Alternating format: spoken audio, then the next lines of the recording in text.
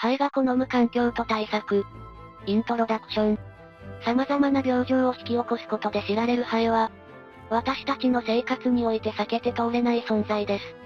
その一方で、ハエは自然環境において重要な役割を果たしています。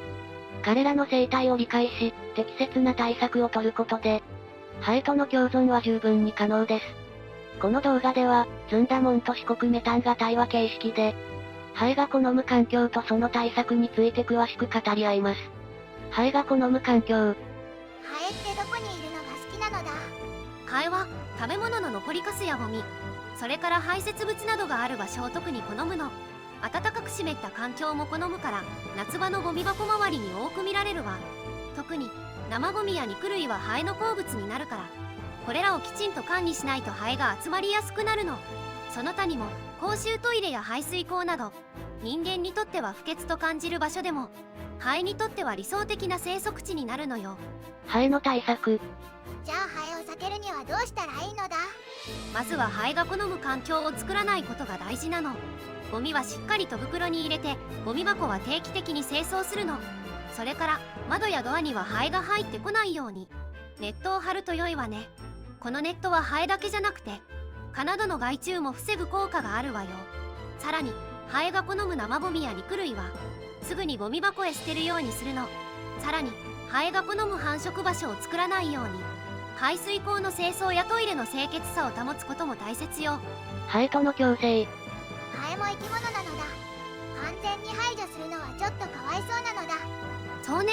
ハエも自然の一部だから完全に排除することは難しいし、それぞれの生物が持っている役割を理解した上で、適度な距離を保つことが大切ね。ハエにとってはゴミや残飯は食べ物なの。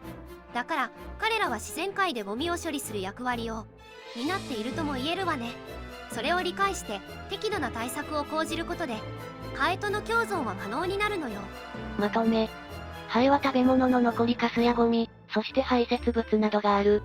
暖かく湿った環境を好み、そのような場所には、必ずと言っていいほど出没します。そのため、ハエが好む環境を作らないことが、最も効果的な対策となります。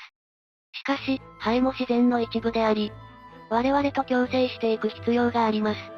彼らが果たす役割を理解し、適度な距離を保つことが大切です。また、ハエ対策として、清潔な生活環境を保つことが、重要となります。今日の動画はここまで。最後まで見てくれてありがとうございました。このチャンネルでは、嫌な虫に関する情報を5分以内の短くまとめた動画を毎日投稿中。気持ち悪いと思ったり、嫌な虫に興味があるならチャンネル登録や他の動画も見てみてね。